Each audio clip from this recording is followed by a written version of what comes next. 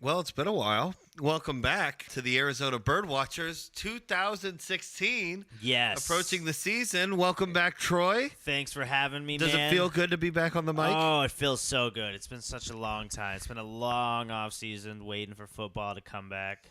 Dude, it is, and it's great to have it back. It's great to be back in the chair, back behind the mic, and getting ready for this Super Bowl season. Yeah, we were bro. disappointed last year, but dude, I think we're inching closer. Just like you said earlier, we're inching closer every year, and this year, NFC Championship seemed to be a disappointment, and now we're coming in back stronger than ever this season. Kept the squad together all off season. Made some big pickups. Chandler and Mother effing Jones. Chandler Jones is going to be great coming back against his old team, the first game of the season.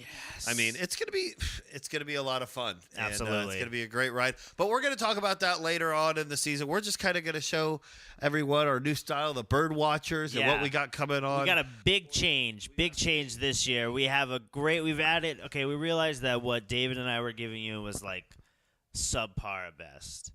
All right, we need a little bit of flavor back in the group. You know what I mean? We had to spice it up a little bit. We got this kid. And we got a man with experience coming into the Arizona Birdwatchers, Mr. Cutthroat Casey Debusk. Welcome, sir. Luckily, I am just one under par, so I should be able to boost you guys just a tad bit here. But yeah, I've... Casey, and you've had some experience. You've been on the Arizona Blaze radio network for the sports update and all that kind of fun stuff. Correct, yeah. I did a little sports update there, and I did a weekly traffic jam segment, basically it's a sports talk show on my own. So yeah, it was pretty enjoyable. Love being under the mic here, and especially now I get to talk about my hometown team and something I grew up with, and it's good to share my thoughts. Yes, Casey, so glad to have you on board, dude. It's going to be a blast this year. I kind of want to revel in some of the stuff we did last year, bro. Yeah, no, we had a very fun first season. Yeah, man. Last year doing the Birdwatchers. I mean, our most successful thing. Under the nest. Under the nest, man. You know, we called Marcus Golden in week 4, who proved out to be a great success. I'm so excited to see him this year, man. You know, we called David Johnson. Casey, have you heard of him, David Johnson? Some are picking him number 1 overall in fantasy drafts, but hey. Are you serious? Is yeah. that really true? He's going number 1 overall in fantasy drafts. Maybe by some crazy people, but I mean, hey, got to be a little crazy to win, right? Yeah, dude, absolutely. But Yeah.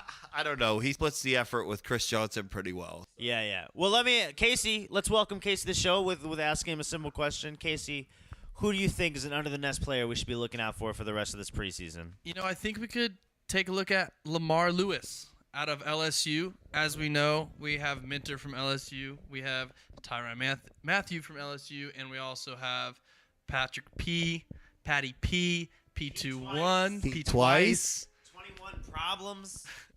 But, yeah, I think he could definitely be someone to look out for. Everyone that seems to come out of the SEC makes a name for themselves, definitely makes a roster, and can make something happen for sure. So we'll see how he does coming out of there. He had a couple tackles in the first preseason game, and, I mean, I'm sure he'll be building on that and maybe get a chance this year. You know, I like this LSU Tiger Brotherhood we have growing in the desert. And do you guys remember during, like, Hurricane Katrina when ASU had an away game at LSU? But then we brought it back and hosted the game here. Do you remember this, Casey? You're an ASU fan. I do remember that. And Jamarcus Russell threw a pass to the corner of the end zone, which the wide receiver then bobbled out of bounds. But they awarded the touchdown and eventually a win, which absolutely tore my heart apart. Needless to say, great football game. But, yeah, I do remember that. It was. But you can see loyalty kind of coming back with us with, you know, what are we saying, 6 to 8 LSU players on the roster this season? I give or take 2, maybe 4.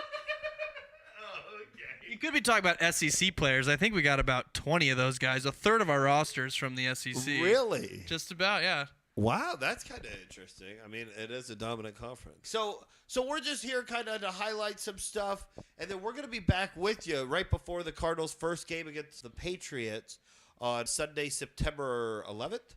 And yeah, so we'll be back with you. We're releasing our first episode of the Birdwatchers podcast Friday, September 9th. So make sure you tune in. Thank you, guys. We're so excited to be back. Big round of applause for Casey. Oh. Bro, get that Birdwatcher call.